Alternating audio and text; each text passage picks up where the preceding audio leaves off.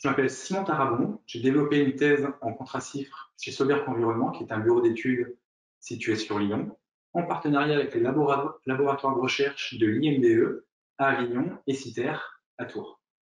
Thierry Barra, chef du département environnement d'Enedis.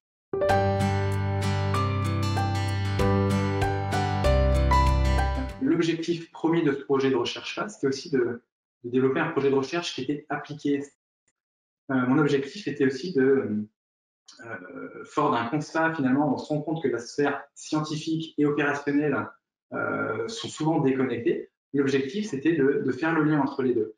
Et ce prix-là, le prix de la FRB, finalement, c'est un prix qui félicite des travaux sur le plan scientifique, mais pas que opérationnel, puisqu'on a des partenaires qui viennent choisir ces projets-là. Et le fait que un travail comme celui-là pouvait intéresser des partenaires privés, finalement, l'objectif était en partie atteint, puisqu'on a des acteurs du monde opérationnel de terrain qui essayent d'appliquer, qui voudraient développer dans leur activité ce genre de travail.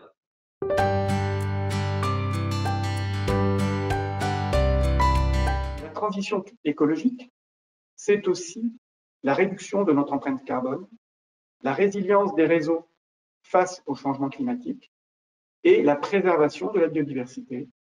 C'est pourquoi il nous est apparu naturel de soutenir ce concours jeunes chercheurs aux côtés de la FRB.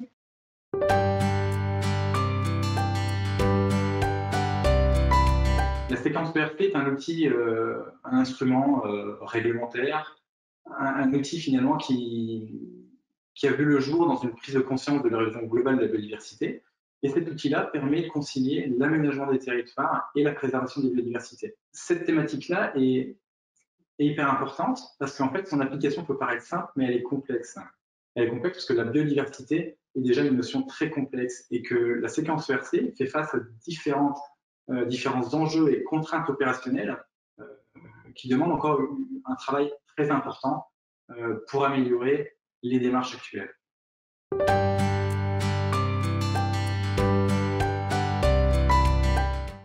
Notre lauréat, Simon Tarabon, propose de nouveaux instruments pour l'application concrète de la séquence ERC, qui veut dire éviter, réduire, compenser.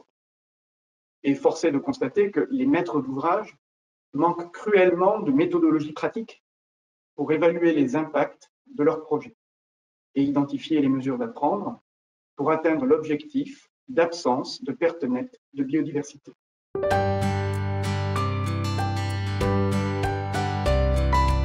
Dans ce projet de recherche-là, je vais utiliser plusieurs outils de modélisation, notamment des modèles de distribution d'espèces ou basés sur la théorie des graphes. Et à partir de la combinaison de ces modèles-là, j'ai développé des cas méthodologiques où on améliorait l'application de la séquence ERC à différentes échelles, autant sur des échelles opérationnelles, des projets d'aménagement lors des autorisations environnementales notamment, et des échelles beaucoup plus stratégiques liées à la planification.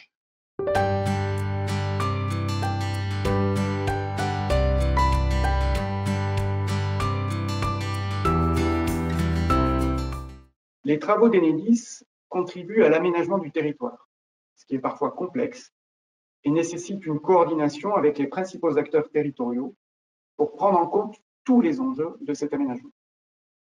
Ce qui nous a plu dans l'approche méthodologique de notre lauréat, c'est qu'il intègre cette vision systémique avec des échelles spatiales et temporelles diversifiées. L'objectif n'est pas seulement la préservation de la biodiversité, mais aussi le maintien ou le rétablissement des fonctionnalités écologiques. Par ailleurs, il propose des outils novateurs pour rapprocher le monde de la recherche et les acteurs de terrain, les porteurs de projets ou les bureaux d'études.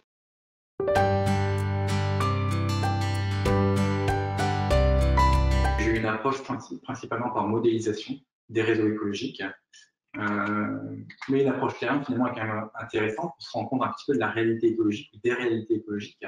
Et l'approche terrain m'a fait prendre conscience personnellement qu'il était important d'inclure dans les modèles la dimension temporelle de la biodiversité.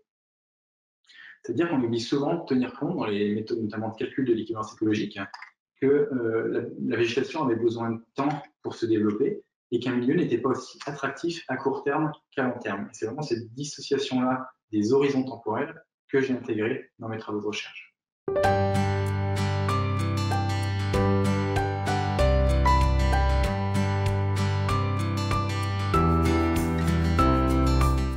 Nous avons commencé à échanger avec notre lauréat pour voir dans quelle mesure il pourrait accompagner Enedis sur ce qu'il y aurait lieu de faire lors d'opérations de plus en plus nombreuses de raccordement d'installations de production d'énergie renouvelable. Pour ces raccordements, nous sommes amenés à construire de nouveaux postes de transformation dans des sites naturels éloignés des agglomérations.